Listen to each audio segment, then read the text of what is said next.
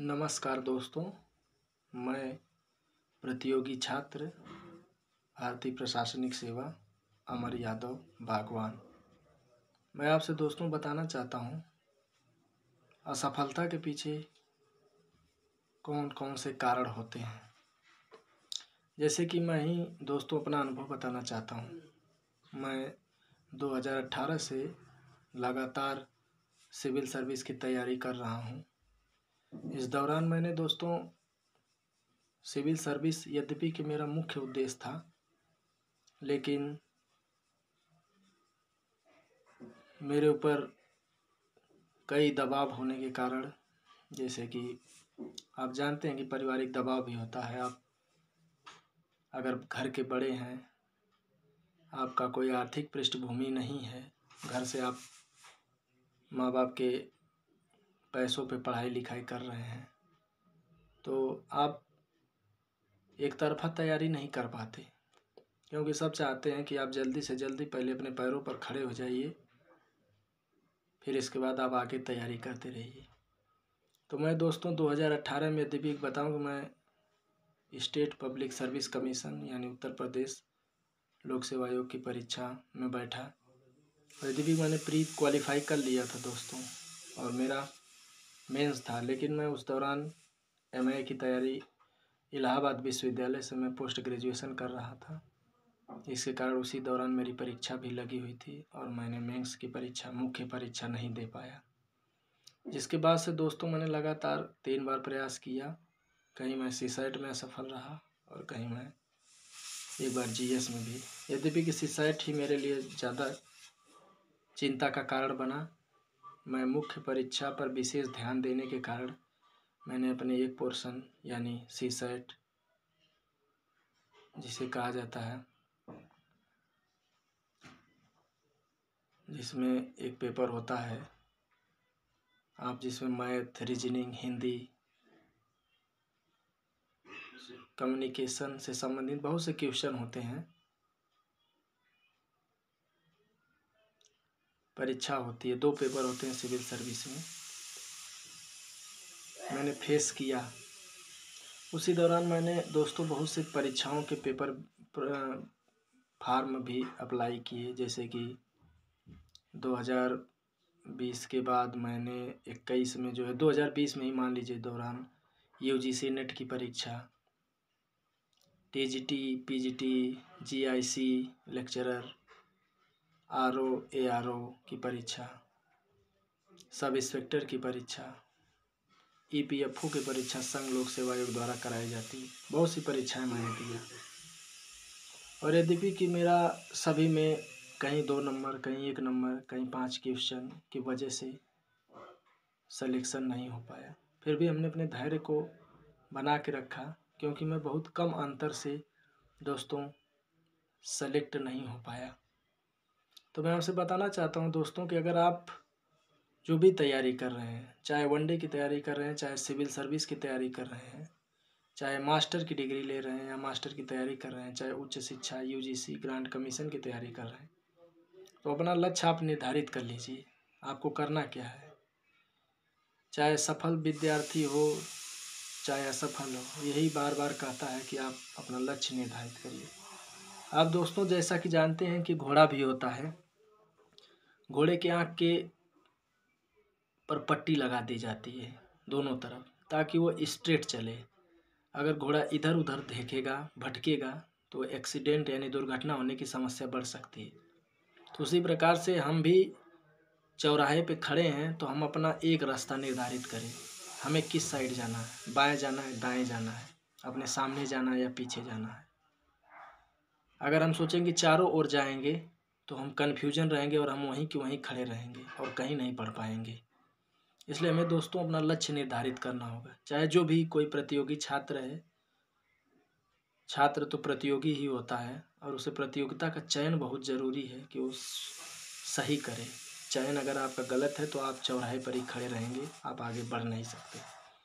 आप वनडे की तैयारी कर रहे हैं तो दोस्तों आप वनडे की ही तैयारी करिए, आप ज़्यादा से ज़्यादा मैथ लगाइए, रीजनिंग लगाइए।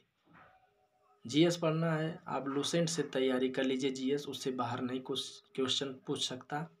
करेंट की एक नियमित पत्रिका पढ़िए, जो भी आप पसंद करते हो। जैसे कि मैं प्रतियोगिता दर्पण को फॉलो करता हूँ और परीक्षा के समय घटनासार को, और डेली का डेली मैं करेंट अफेयर लिखता हूँ।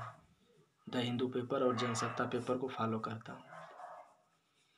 आप मास्टर की तैयारी कर रहे हैं तो दोस्तों अपने सब्जेक्ट पे आप फोकस करिए। सब्जेक्ट से ही क्वेश्चन आएंगे, उसमें कोई करेंट अफेयर्स नहीं होता है, सिर्फ आपके सब्जेक्ट से ही क्वेश्चन होते हैं, चाहे आप हिस्ट्री से हों, चाहे ज्योग्राफी से, चाहे पॉलिटिक्स या किसी अन्य विषय से। यद्यपि कि मेरा सब्जेक्ट जो है सिविल सेवा परीक्षा मुख्य विषय इतिहास ही है, इसलिए मैं मुख्य विषय अपना इतिहास रखा हूँ।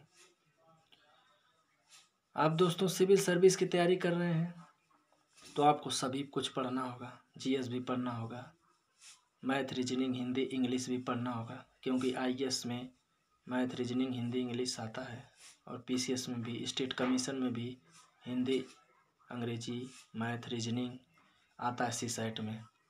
और जीएस में भी सबका समान ही होता है, आईएएस की तरह ही होता है, लेकिन जो राज्य लोक सेवा आयोग होता है उसमें आपको क्षेत्रीय जानकारी भी थोड़ा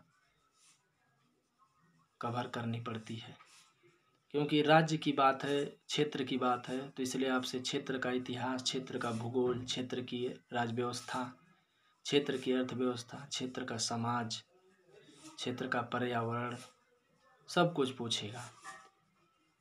तो दोस्तों मैं बता देना चाहता हूँ कि असफलता के पीछे यही कारण है कि आप भटके न, सही रास्ते पे चलें, सही मार्गदर्शन में चलें, अपना एक लक्ष्य निर्धारित करें।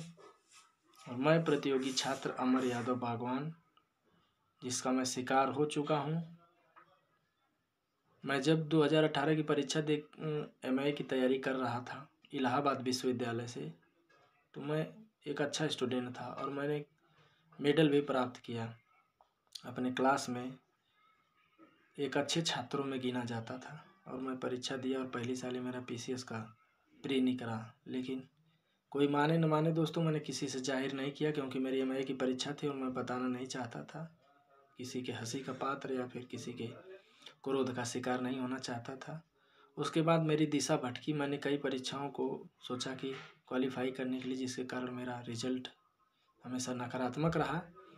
लेकिन दोस्तों मेरा हौसला और मेरा विश्वास टूटा नहीं है। मैं धैर्य बनाकर अभी भी तैयारी में लगा हूँ और रात दिन मेहनत कर रहा हूँ। मुझे विश्वास है कि मैं कामयाब जरूर होऊंगा। और आपसे भी यही विनम्र निवेदन है कि आप भी जो भी तैयारी कर रहे हो, चाहे वो मुझसे सीनियर हो चाहे मुझसे जूनियर हो, वो इस वीडियो को देखें और अपने अनुभव को प्राप्त करें। आप एक लक्ष्य में तैयारी करेंगे दोस्तों तो आपको कामयाबी मिलेगी, ये मैं सत्य कह रहा हूँ। हर एक सफल विद्यार्थी भी यही कहता है। और सफलता के साथ साथ सफल तो है ही है विद्यार्थी, लेकिन उस विद्यार्थियों से ज़्यादा आपको अनुभव प्राप्त होगा जो असफल है, क्योंकि असफल विद्यार्थी ही जीवन की सच्चाई को जानता है। सब लोग सफलता प्राप्त करने वाले विद्यार्थियों के पीछे भागते हैं, लेकिन असफल विद्यार्थी, असफल टीचर जो कोचिंग पढ़ा रहा है, कॉलेज में पढ़ा रहा है और भी जगह पढ़ा रहा है, उससे बड़ा अनुभव आपको कोई नहीं देगा दोस्तों, ये मैं बता देना चाहता हूँ।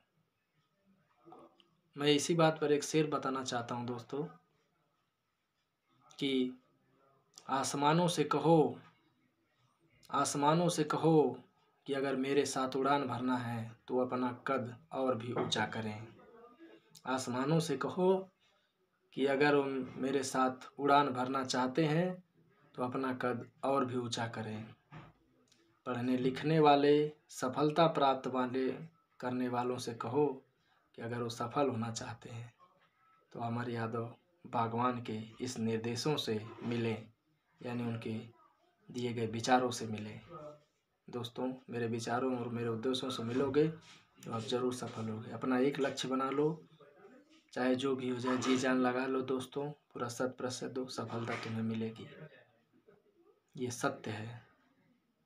जिस धरती पे तुम तैयारी कर रहे हो, चाहे गांव में रह के तैयारी कर रहे हो, चाहे शहर में रह के तैयारी कर रहे हो, कहीं भी रह के तैयारी करो, अगर ईमानदारी से अपने आप को दोस्तों दे रहे हो 100% समय, तो मैं बता दे रहा हूँ दोस्तों कि तुम सफल होगे, तुम सफल होगे।